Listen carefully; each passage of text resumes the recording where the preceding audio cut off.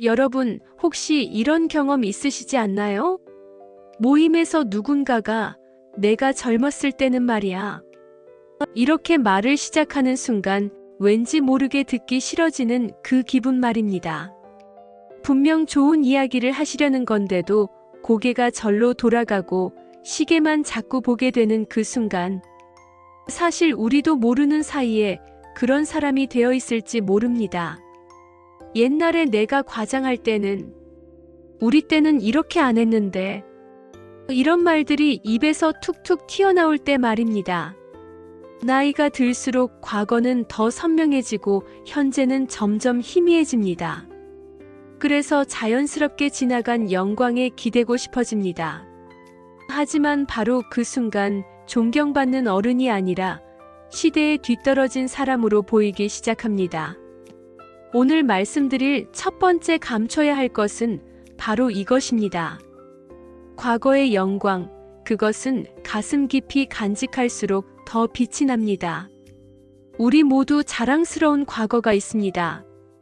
승진했던 날, 인정받았던 순간, 성공했던 기억들. 하지만 그것을 언제 어떻게 꺼내느냐가 어른의 품격을 결정합니다. 경북의 한 작은 도시에 이철수 선생님이라는 분이 계셨습니다. 30년간 중학교 교장을 지내신 훌륭한 분이셨죠. 퇴임 후 동네 경로당에 나가시면서 문제가 시작되었습니다. 내가 교장할 때는 학생들이 이렇게 버릇없지 않았어. 요즘 선생들은 열정이 없어. 우리 때는 밤 12시까지 학교에 있었지. 모임만 가면 이런 이야기가 시작되었습니다. 처음엔 어르신들도 그러셨군요 하며 들어주셨습니다. 하지만 한 달, 두 달, 1년이 지나도 똑같은 이야기가 반복되자 분위기가 달라지기 시작했습니다. 이 선생님 오시나? 라는 질문에 사람들 표정이 굳어졌고 슬슬 자리를 피하는 분들이 생겼습니다. 결국 이철수 선생님은 경로당에서도 외톨이가 되고 말았습니다. 같은 동네에 박영희 여사님이라는 분도 계셨습니다. 젊은 시절 큰 회사 임원까지 지내신 대단한 경력의 소유자셨습니다. 하지만 박 여사님은 과거 이야기를 거의 하지 않으셨습니다. 누가 물어보면 그냥 직장 생활 좀 했지요라고만 하셨죠. 그 대신 요즘 배우는 스마트폰 활용법, 새로 시작한 수채화 그림, 며칠 전 본 영화 이야기를 하셨습니다. 어느 날 우연히 박 여사님의 과거 경력을 알게 된 사람들은 깜짝 놀랐습니다. 어머, 그런 대단한 분이셨는데 왜 말씀을 안 하셨어요? 박 여사님은 웃으시며 이렇게 대답하셨습니다. 그건 옛날이고 지금의 나는 그냥 배우는 게 즐거운 할머니예요. 그 후 박 여사님은 동네에서 가장 존경받는 어르신이 되셨습니다. 심리학자들은 이렇게 말합니다. 과거의 영광에 집착하는 것은 현재의 공허함을 드러내는 것이라고요. 과거를 자꾸 꺼내는 사람은 지금의 나는 보잘것없다고 스스로 고백하는 셈입니다. 노자는 이렇게 말했습니다. 만족할 줄 아는 사람이 진정 부유한 사람이다. 과거의 영광에 만족하지 못하고 자꾸 꺼내 보이는 것은 결국 지금에 만족하지 못한다는 뜻입니다. 그렇다면 어떻게 해야 할까요? 과거는 누가 물었을 때만 담백하게 언급하십시오. 그런 일도 있었지요 정도면 충분합니다. 대신 지금 배우고 있는 것, 새롭게 도전하는 것에 대해 이야기하십시오. 나이가 들어서도 성장하는 모습, 그것이 진짜 멋진 어른의 모습입니다. 그때는 그랬지만 요즘은 이렇더라고요라는 열린 태도를 보여주십시오. 과거를 부정하는 것이 아니라 현재를 더 중요하게 여기는 것입니다. 여러분의 과거는 이미 충분히 빛났습니다. 이제는 그 빛을 조용히 간직한 채 오늘을 살아가는 모습으로 존경받으시길 바랍니다. 두 번째로 감춰야 할 것을 말씀드리기 전에 하나 여쭤보겠습니다. 최근 친구들과의 대화 주제가 무엇이었나요? 혹시 병원 이야기, 약 이야기, 어디가 아프다는 이야기는 아니셨나요? 나이가 들면 자연스럽게 몸이 여기저기 아픕니다. 이건 부끄러운 일도 숨길 일도 아닙니다. 하지만 그 아픔을 누구에게 어떻게 말하느냐, 그것이 품위를 결정합니다. 모임만 가면 내 허리가 말을 안 들어 요즘 혈압약을 3알이나 먹어라고 시작하는 순간 무슨 일이 벌어질까요? 처음엔 사람들이 걱정해 줄 겁니다. 어머, 괜찮으세요? 병원은 다녀오셨어요? 하지만 그 다음 만남에서도 똑같은 이야기가 반복되면 어떻게 될까요? 걱정은 점점 부담으로 바뀌고 부담은 회피로 이어집니다. 인천에 사시는 김영수 선생님의 이야기입니다. 75세이신 김 선생님은 당뇨와 고혈압이 있으셨습니다. 매주 수요일 친구들과의 등산 모임이 유일한 낙이셨죠. 그런데 어느 순간부터 건강 이야기가 김 선생님의 주요 화제거리가 되었습니다. 오늘 혈당이 180이나 나왔어. 약을 바꿔야 할 것 같아. 어제 밤에 다리가 저려서 한숨도 못 잤어. 요즘 소화가 안 돼서 뭘 먹어도 속이 더부룩해. 산에 오르는 내내 병원 이야기, 약 이야기뿐이었습니다. 친구들은 처음엔 걱정했지만 점점 지쳐갔습니다. 젊은 며느리도 함께 나온 날엔 더 심했습니다. 요즘 젊은 사람들은 건강을 너무 모르고 살아 하시며 건강 훈계까지 시작하셨죠. 결국 며느리는 아버지랑 등산 가면 기분이 우울해져요라고 아들에게 말했고 친구들도 하나 둘 자리를 피하기 시작했습니다. 김 선생님은 이해할 수 없었습니다. 나는 거짓말 하나 안 하고 사실대로 말했을 뿐인데. 반대의 경우도 있습니다. 같은 동네에 사시는 정순자 여사님은 실은 무릎 관절이 많이 안 좋으셨습니다. 하지만 모임에 나가시면 그 이야기를 거의 하지 않으셨습니다. 누가 요즘 어떠세요? 라고 물으면 그럭저럭 잘 지내요. 고마워요 라고만 하셨죠. 그 대신 최근에 읽은 책 이야기, 손주가 보내준 재미있는 영상 이야기를 하셨습니다. 사람들은 정 여사님을 만나면 기분이 좋아졌습니다. 무거운 이야기가 아닌 밝은 에너지를 받았기 때문입니다.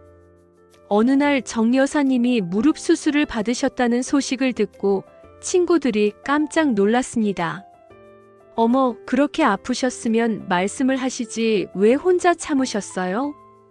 정 여사님은 조용히 웃으시며 말씀하셨습니다. 아픈 건 의사 선생님이 고쳐주시는 거고 여러분께는 즐거운 모습만 보여드리고 싶었어요. 그 말에 친구들은 더욱 정 여사님을 아끼고 챙기게 되었습니다. 여기서 한 가지 더 조심해야 할 것이 있습니다. 바로 건강 자랑입니다.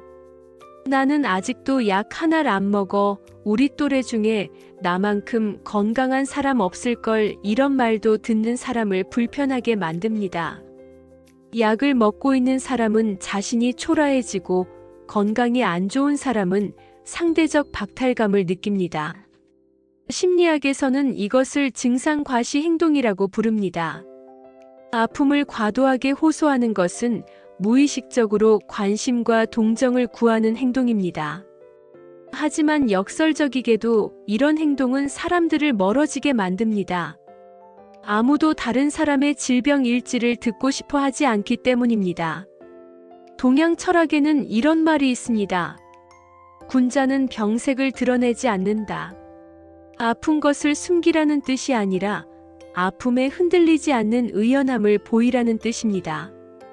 타인에게 짐이 되지 않으려는 것, 그것이 어른의 품격입니다. 그렇다면 어떻게 해야 할까요? 건강에 대한 질문을 받으면 그럭저럭 지내요. 괜찮아요로 가볍게 넘기십시오. 자세한 병명이나 증상을 나열할 필요가 없습니다.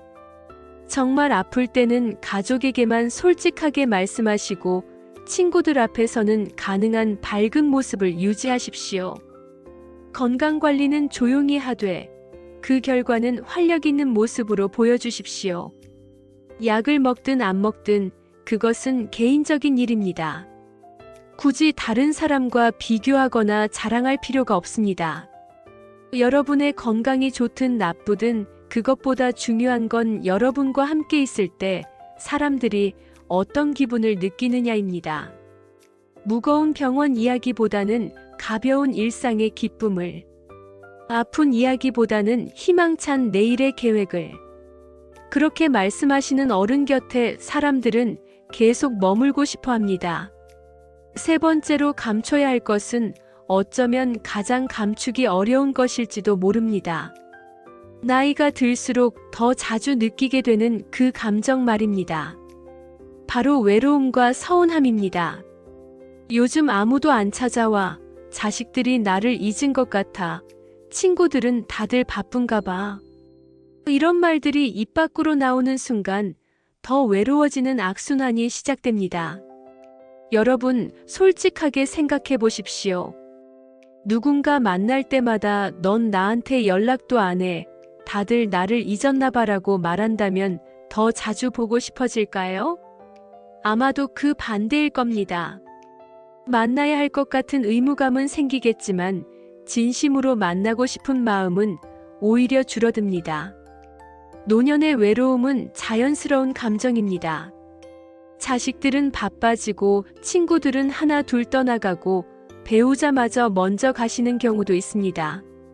하지만 그 외로움을 어떻게 표현하느냐가 관계의 질을 결정합니다. 서울 마포구에 사시는 한명숙 여사님의 이야기입니다. 73세이신 한 여사님은 두 아들을 훌륭하게 키우셨습니다. 큰아들은 의사, 작은아들은 변호사가 되어 각자의 가정을 꾸렸습니다. 퇴직 후 혼자 사시게 된 한 여사님은 점점 외로움을 느끼셨습니다. 그래서 아들들에게 전화할 때마다 이렇게 말씀하셨습니다. 엄마 혼자 너무 외로워. 언제 한번 올 거니? 다른 집 아들들은 일주일에 한 번씩 온다던데. 엄마가 얼마나 더 살겠니? 이렇게 쓸쓸하게 늙는구나. 처음엔 아들들이 죄책감을 느끼며 자주 찾아왔습니다. 하지만 올 때마다 듣는 건 똑같은 이야기였습니다. 외롭다는 말, 서운하다는 말, 다른 집과 비교하는 말. 아들들은 점점 지쳐갔습니다. 엄마를 뵈러 가는 것이 기쁨이 아니라 의무가 되었고 의무는 점점 무거운 짐이 되었습니다. 결국 방문 횟수는 오히려 줄어들었고 올 때도 빨리 일어나고 싶어 했습니다. 한 여사님은 더 외로워졌고 서운함은 더 깊어졌습니다. 같은 동네에 사시는 이순희 여사님은 상황이 비슷했습니다. 혼자 사시고 자식들도 바빴습니다. 하지만 이 여사님의 접근 방식은 완전히 달랐습니다. 외로울 때 자식들에게 전화하는 대신 복지관에 등록하셨습니다. 요가 수업을 시작하고 봉사활동에 참여하고 스마트폰으로 사진 찍는 법을 배우셨습니다. 자식들에게 전화할 때는 이렇게 말씀하셨습니다. 오늘 봉사활동 갔다 왔는데 재미있더라. 요가 선생님이 엄마 몸이 유연하다고 칭찬하시네. 친구랑 카페 갔다가 사진 찍었는데 한번 봐봐. 아들들은 놀랐습니다. 엄마가 이렇게 바쁘고 즐겁게 사시는구나. 그러자 신기하게도 아들들이 먼저 전화를 걸기 시작했습니다. 엄마, 주말에 시간 되세요? 저희가 갈게요. 찾아와서도 오래 머물렀고 엄마의 생기 있는 모습을 보며 함께 웃었습니다. 이순희 여사님은 덜 외로워졌고 자식들과의 관계도 더 좋아졌습니다. 친구 관계에서도 마찬가지입니다. 부산에 사시는 최진호 선생님은 평생 절친이었던 친구와 사이가 멀어졌습니다. 이유는 간단했습니다. 야, 너 요즘 나한테만 연락 안 하는 것 같아. 다른 친구들은 만나면서 왜 나는 안 만나? 섭섭하게 왜 이래? 우리 몇 년 친군데. 친구는 처음엔 미안해하며 자주 연락했습니다. 하지만 만날 때마다 듣는 건 서운하다는 이야기였습니다. 친구는 점점 부담을 느꼈고 결국 연락을 끊어버렸습니다. 최 선생님은 억울했지만 돌아보니 친구만의 잘못은 아니었습니다. 심리학자들은 이렇게 말합니다. 정서적 의존은 상대방에게 짐으로 느껴진다고요. 나 없으면 안 돼. 넌 나만 생각해야 해라는 메시지는 사랑이 아니라 압박입니다. 특히 나이가 들수록 이런 의존성은 관계를 질식시킵니다. 심리학에는 공백의 매력이라는 개념이 있습니다. 너무 많이 표현하고 너무 자주 요구하면 가치가 떨어진다는 뜻입니다. 반대로 적당한 거리와 여유가 있을 때 사람들은 더 그리워하게 됩니다. 노자는 이렇게 말했습니다. 모자람이 가득함보다 낫다. 관계에서도 마찬가지입니다. 너무 많이 주고 너무 많이 요구하는 것보다 적당히 모자란 듯한 관계가 더 오래 갑니다. 진정한 관계는 강요가 아닌 자발성에서 나옵니다. 와야 해가 아니라 오고 싶어라는 마음이 만드는 것입니다. 그렇다면 외로움과 서운함을 어떻게 다뤄야 할까요? 첫째, 외로울 때는 먼저 연락하되 밝게, 짧게 하십시오. 요즘 어떻게 지내? 나는 잘 있어. 궁금해서 전화했어. 이 정도면 충분합니다. 왜 연락 안 해가 아니라 보고 싶어서 연락했어라는 차이입니다. 둘째, 기대하지 않는 연습을 하십시오. 올까? 안 올까? 하며 전화기만 바라보지 마십시오. 대신 오면 좋고 안 와도 괜찮아라는 마음을 가지십시오. 이게 쉽지 않다는 걸 압니다. 하지만 이 마음이 생기는 순간 관계는 훨씬 편안해집니다. 셋째, 자기 삶을 채우십시오. 취미를 가지고 봉사를 하고 새로운 것을 배우십시오. 자식이나 친구가 내 삶의 전부가 되는 순간 그들이 떠나면 나는 텅 비어버립니다. 하지만 내 삶이 충만하면 그들이 곁에 있을 때 더 기쁘고 없어도 괜찮습니다. 넷째, 서운함 대신 감사함을 표현하십시오. 왜 안 와가 아니라 지난번에 와줘서 고마웠어라고 말하십시오. 작은 것에도 고맙다고 하십시오. 전화 한 통에도 문자 한 줄에도 감사하십시오. 그러면 사람들은 더 자주 연락하고 싶어집니다. 다섯째, 독립적인 모습을 보이십시오. 너희 없으면 나 어떻게가 아니라 나는 나대로 잘 살고 있어. 하지만 너를 보면 더 좋아라는 메시지를 주십시오. 의존하지 않는 부모, 집착하지 않는 친구. 그런 사람 곁에 사람들은 부담 없이 머물고 싶어 합니다. 여러분의 외로움과 서운함은 충분히 이해합니다. 하지만 그것을 상대방에게 쏟아내는 순간 관계는 무너지기 시작합니다. 대신 일기장에 적으십시오. 혼자만의 시간에 그 감정을 충분히 느끼십시오. 그리고 사람들을 만날 때는 가능한 밝은 모습을 보이십시오. 그것이 거짓이 아니라 배려입니다. 상대방을 편하게 해주는 것, 그것이 진정한 사랑입니다. 마지막으로 감춰야 할 것을 말씀드리겠습니다. 어쩌면 이것이 가장 어려울 수도 있습니다. 왜냐하면 이것은 우리가 평생 쌓아온 가치관과 연결되어 있기 때문입니다. 요즘 애들은 버릇이 없어. 옛날이 좋았지. 요즘 세상은 너무 각박해. 우리 때는 이렇게 안 했는데. 이런 말 혹시 자주 하고 계시지는 않나요? 나이가 들면 자연스럽게 지나온 시절이 더 좋아 보입니다. 내가 살아온 방식이 옳다고 확신하게 됩니다. 그래서 변화하는 세상이 불편하고 새로운 것들이 못마땅합니다. 하지만 바로 그 순간 존경받는 어른이 아니라 꼰대가 되어버립니다. 시대가 변하는 것을 막을 수는 없습니다. 하지만 그 변화를 대하는 우리의 태도는 선택할 수 있습니다. 그리고 그 선택이 우리의 품격을 결정합니다. 대전에 사시는 김동수 선생님의 이야기입니다. 72세이신 김 선생님은 평생 엄격하게 사셨습니다. 규칙을 중요하게 여기고 예의를 강조하며 살아오셨죠. 손주들이 명절에 찾아오면 문제가 시작되었습니다. 야, 왜 밥 먹으면서 휴대폰을 봐? 버릇없이. 요즘 애들은 인사성도 없어. 어른 오시면 일어나서 인사해야지. 게임만 하지 말고 책 좀 읽어라. 우리 때는 하루에 책 한 권씩 읽었어. 손주들은 점점 할아버지가 무서워졌고 명절이 다가오면 가기 싫어했습니다. 아들이 조심스럽게 말했습니다. 아버지, 요즘 애들은 그렇게 크는 거예요. 너무 엄하게 하지 마세요. 하지만 김 선생님은 화를 내셨습니다. 뭐? 그렇게 키우니까 버릇이 없는 거야. 결국 아들 가족은 명절에도 얼굴을 잘 비추지 않게 되었습니다. 김 선생님은 외로워졌지만 자신이 틀렸다고는 생각하지 않으셨습니다.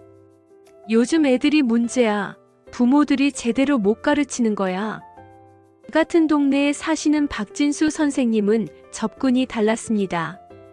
70세이신 박 선생님도 처음엔 손주들이 낯설었습니다. 밥 먹으면서 휴대폰 보는 것도 게임하는 것도 이해가 안 됐습니다. 하지만 박 선생님은 달랐습니다.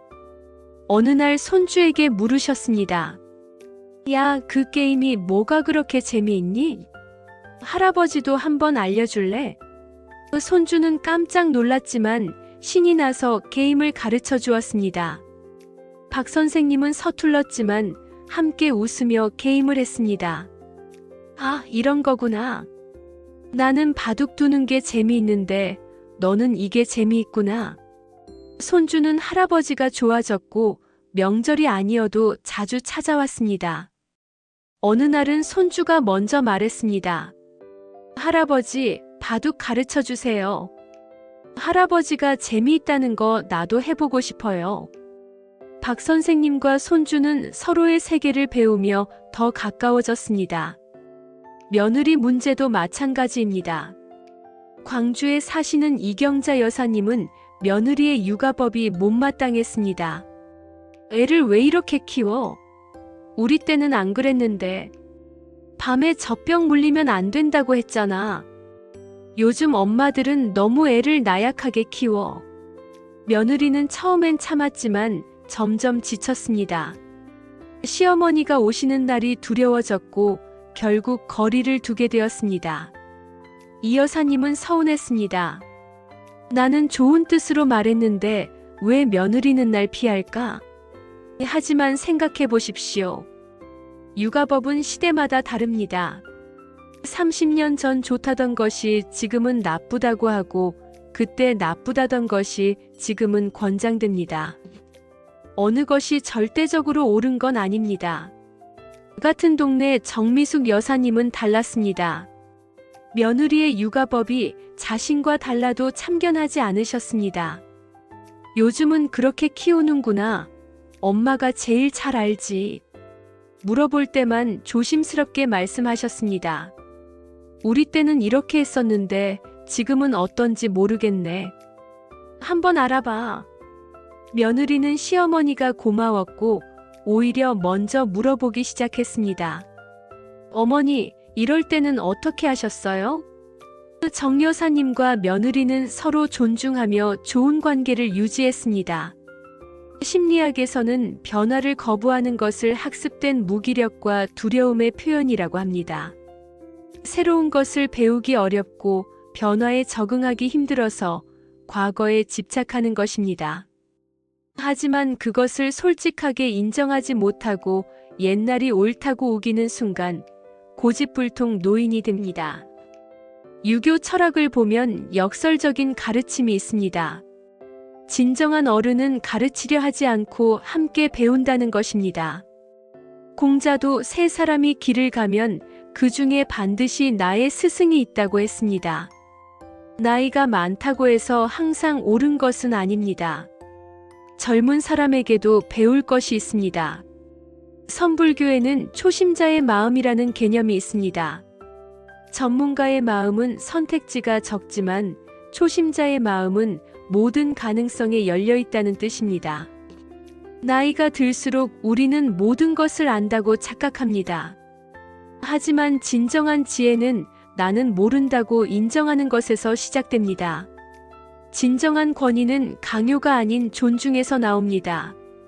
내 말이 옳으니까 따라라가 아니라 나도 너의 생각을 존중한다고 할 때 사람들은 오히려 우리를 더 존경합니다. 그렇다면 어떻게 해야 할까요? 첫째, 요즘은 어떻게 해? 라고 질문하십시오. 가르치려 하지 말고 배우려는 자세를 보이십시오. 손주에게도 며느리에게도 젊은 사람들에게도 물어보십시오. 그들은 여러분의 겸손함에 놀라고 기꺼이 알려줄 것입니다. 둘째, 다름을 틀림으로 보지 마십시오.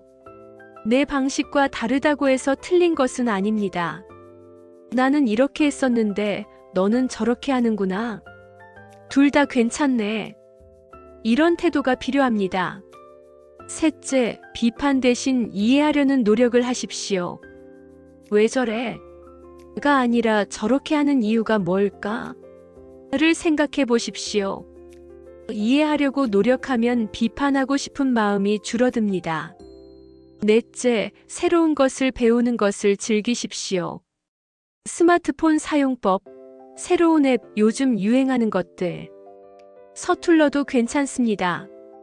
배우려는 모습 자체가 젊음이고 매력입니다. 다섯째, 나도 배우고 싶은데 알려줄래?